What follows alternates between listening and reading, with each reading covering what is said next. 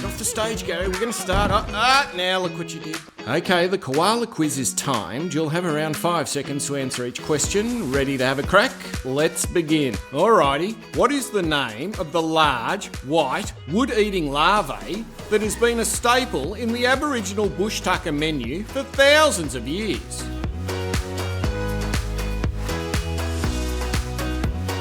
Answer is Witchetty grubs. And their flavour depends on how you prepare them. If you eat them raw, they taste a bit nutty, like an almond, just with a lot more goo. And if you cook them, the skin crisps up, like roast chicken. Unfortunately, the goo remains. Oh crikey, one's got into my pants. Alrighty, here we go. In Australia, where would you find a democracy sausage?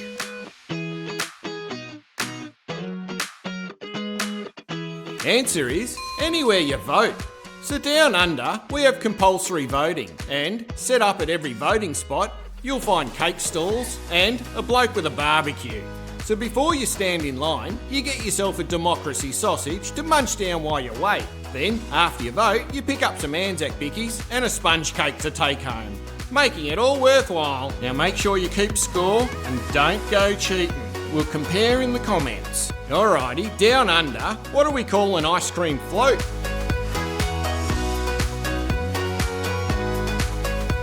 Answer is a spider. And that's because the ice cream that falls down looks like spider webs. When I was a kid, my dad would take me to a 50s themed diner in Melbourne called Soda Sisters.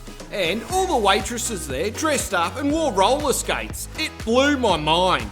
I'd suck down a pink creaming soda spider and imagine I was in an episode of Happy Days. Hey! Today's episode of Just a Koala Show is brought to you by Neville. Oh, thanks Nev. Okay, in Australia, if you order a snot block at a bakery, what are you going to get?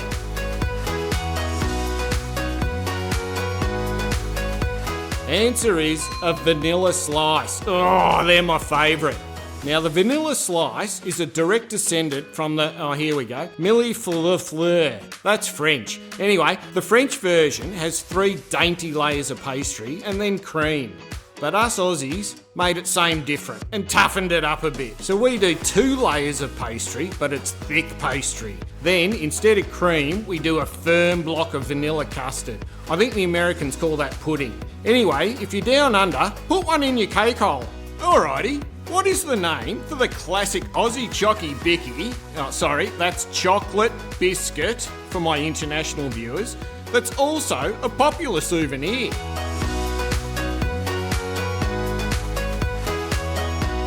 Answer is the TimTam. Oh, and you gotta try a TimTam Slam, where we bite off opposite corners and dip it into a cup of coffee and use it as a straw, which turns the inside into a warm, gooey explosion. Now make sure you keep score and don't go cheating. We'll compare in the comments.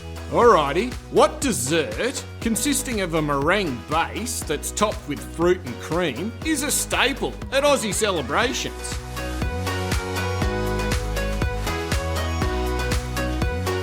The answer is pavlova. Oh, now how is the pav not a global thing? It's delicious. Us Aussies and the New Zealanders will devour a large pav in about 40 seconds.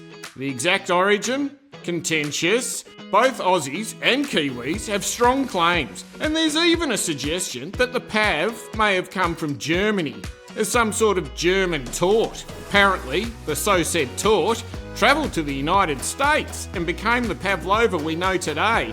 Oh gee, seriously people, this is getting out of hand. Let's just say the pav is delicious and you should put some in your cake hole. Today's episode of Just a Koala Show is brought to you by Beverly. Thanks Bev. Alrighty, if an Aussie asks you to bring a plate to a party, what do they mean?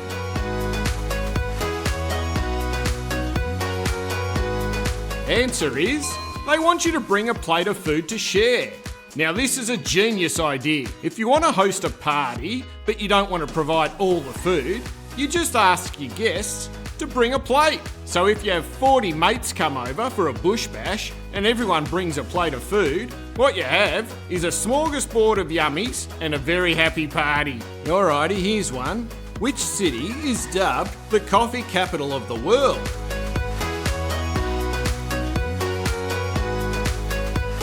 Answer is Melbourne. And us Aussies started our coffee obsession in the 60s when our mates from Italy and Greece arrived down under. They brought over commercial espresso machines, and us Aussies lost our minds. Now make sure you keep score and don't go cheating. We'll compare in the comments. Red Cross biscuits, or Soldiers biscuits, were renamed after World War I. What are these common Aussie bickies called now?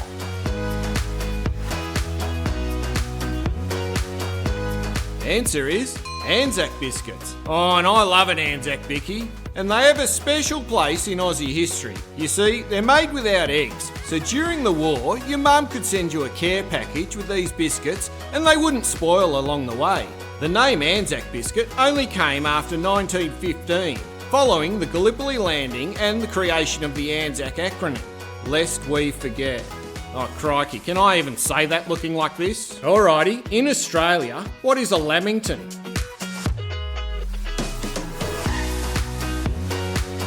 Answer, a square piece of cake. Oh, and I love a jam lammy.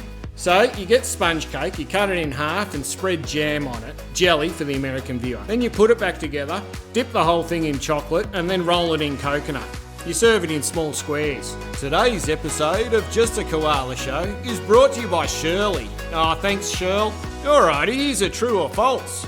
The Kakadu plum is a small green fruit that holds the world record for the highest concentration of natural vitamin C, up to 100 times more than an orange.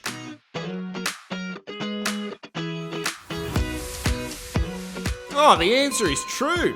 And it has quite a sharp, tart and salty taste. It's not particularly good and I have regrets. Anyway, the First Nations people have been using the Kakadu plum for over 40,000 years. Traditionally, it's eaten raw or processed into a tea to treat colds and flu. Okay, in Australia, cotton candy is known by what sweeter name?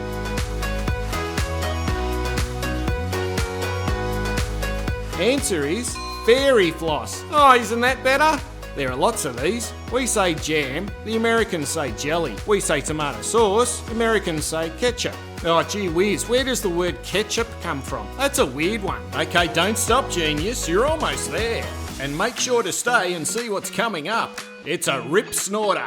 Alright, in Australia, what do you call a bell pepper?